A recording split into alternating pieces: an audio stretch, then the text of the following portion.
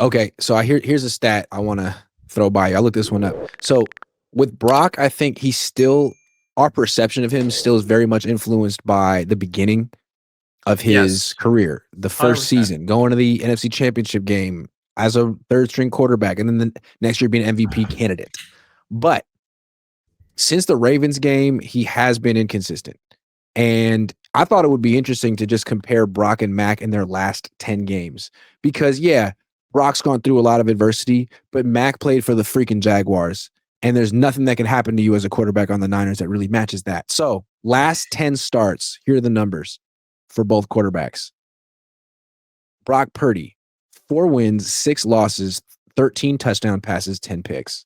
Mac Jones, 4 wins, 6 losses, 12 touchdown passes, 11 picks. Hmm. So, really, over their last 10 starts, they're pretty freaking identical.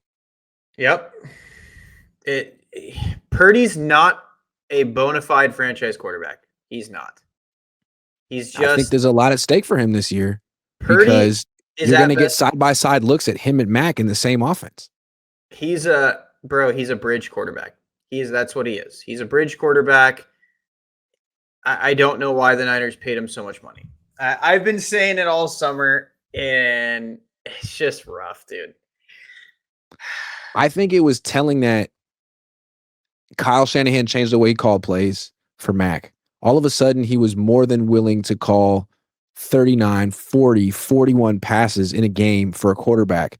He almost never does that for Brock Purdy. And it's hard to say why, Oh, but I that think that, 4th and 2 call, he'd never have called if Brock I Purdy don't was on think the field. so. And Never, again, with Brock, never. if he throws 42 passes in a game, he's probably throwing 1 or 2 picks.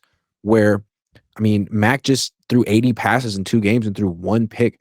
When was the last time Brock had a stretch like that? I mean, you could talk about all that he does with his mobility, how he avoids sacks, and that's great. That's definitely an asset. But if he gives it back with interceptions, like I'd Yeah. rather you take the sack than throw the pick. Well, dude, that was the funniest part was when Mac was coming in. He's a worse decision maker. Mac has been a better decision maker than Brock. Like Brock Purdy had two awful decisions in the Seattle game. It wasn't like, oh, this defense was playing so well, they disguised coverage. No, Brock just made the dumbest decision you could have made at that moment. Mac made one bad decision, and even in the press conference, he just goes, "Yeah, I mean, I just kind of let it rip and saw what happened." Like, like The he, Vikings were in the same situation as the Niners, and they were like, we're not going to pay Sam Darnold. Maybe they were wrong. yes, I mean, the Seahawks have been doing okay with him the last 2 weeks, but the Vikings just blew out a team with Carson freaking Wentz. I think their attitude is we have such a great team here. We're paying Justin Jefferson. 35 quarterbacks would look good throwing to him and Jordan Addison. We're not going to overreact to Sam Darnold's numbers. We'll let him go and we'll bring in 2, 3 guys and it'll work. And maybe they're right. yeah. And here's another thing, right? If you don't like what I'm saying about Brock, like you can blame it on his injuries. He has hurt his throwing arm 3 times in as many Yep. years. 3 times, dude. Any Mhm. quarterback, no matter how strong their arm or no matter what, that destroys your quarterback development. Brock was a young quarterback coming up. The biggest thing he needed to work on was his arm strength. And he quite literally had to take a step back in that department. And everyone could see it. Every ball that comes out of his hands floats. It could be a curl. It could be, and of course we praise his anticipation. He quite literally can't get the ball there unless he is a high level anticipator because they just float Also, forever. why does he throw with anticipation? Why does he throw so many picks? He said it in the offseason. He only sees 60% of the field. He Yeah. only sees where he's throwing 60% of the time. Well, guess what? Yeah. Like, and again, this whole offensive line thing, Mac has been sitting in the pocket, holding the ball for God knows how long and been fine. Sure, he's had a couple sacks, he had a fumble, but for the most part, he's gotten sacked as much or less than Brock. Prize Picks will give you $50 when you play your first $5 lineup. Win or lose, you'll get $50 for playing. Use promo code COHN, COHN, and download the app now. So it's not like he's. This whole myth that it's like Brock Purdy's having to backpack this horrible offense is just not true. Mac Jones is making it work. And even if you want to say Purdy's better, he's not $53 million a year better. Yeah, Brock's career sack percentage on the Niners is 6.04 in 2 starts where Mac had no running game and dropped back a bajillion times. His sack percentage was 4.76. And he's a So statue. you don't have to be don't have to be mobile to not get sacked. I mean, we learned that with Tom Brady and Peyton Manning. And Mac hasn't had anyone either. Everyone's been hurt. This system is designed to get the ball out of the quarterback's hands quickly. The stuff that Brock does is when the plays don't work, and according to Kyle, they always work. According to Mac, they work a lot too. Yeah, and I'm not trying to dog on Purdy, right? Again, he seems like a great person, but he's not a guy you build a franchise around, man. He's just not.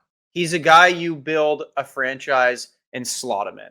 Like, they shouldn't have paid him. They should have kept the money and either let him play out this last year or just been like, yeah, we'll look for a trade for you. They could have given him some incentives like they did with Juwan Jennings. Let him play out this last year. He gets hurt. Now maybe you can afford to bring him back next year. I mean, the injuries are piling up. If they keep piling up, he gets cheaper. It's a good chance that his value is never going to be higher than it was last year, and you bought at the wrong time. I mean, there was no one holding a gun to your head to do this. You didn't have to do this. You had Mac Jones. You had another year of Brock. He wasn't going anywhere. Yeah. Mac, and again, is Mac better than Purdy? Peak for peak? Probably not, but he's not $53 million worse. Like, you're never convincing me of that. Mac Jones has been just as good as Purdy. It's just, he's not, I don't know, it's the same situation with like Indianapolis. All of a sudden, they got Daniel Jones balling. Does that mean they should give him $55 million a year at the end of the no. Yeah. No. Sam it just Darnold means that balling. Their system works if their quarterback isn't awful. Yep. Sam Darnold was balling. He went off. Like, and that's what I would have been fine with. One of those Sam Darnold, Baker Mayfield prove it contracts. Like, let's just give you 3 years. We'll give you some good cash and see how you do. Like, but this whole thing of like, okay, don't trust your eyes.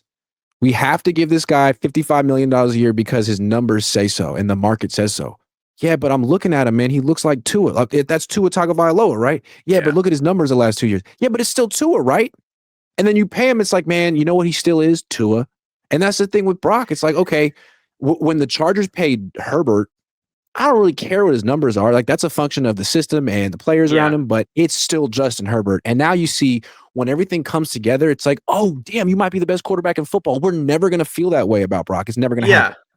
Like, dude, We're and never again, going to feel that way about Tua. His best year was when BA was all pro, George was all pro, Christian was offensive player of the year. And I'm not trying to take away from Brock because he definitely freestyled a bit and made things happen that year and contributed a lot.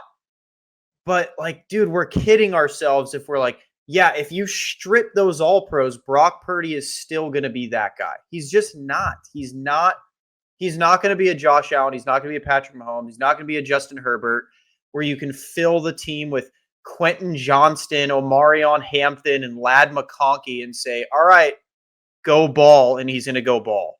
Also, another thing with guys like Mahomes, Josh Allen, Justin Herbert, the true franchise quarterbacks. Oh, your toe hurts? You're 85% healthy? You got to play. Yeah. Because you're still way better than your backup. Whereas Brock, he's better than Mac when they're both healthy. But if Brock has a toe injury and he can't quite move, like, I'd rather play with Mac.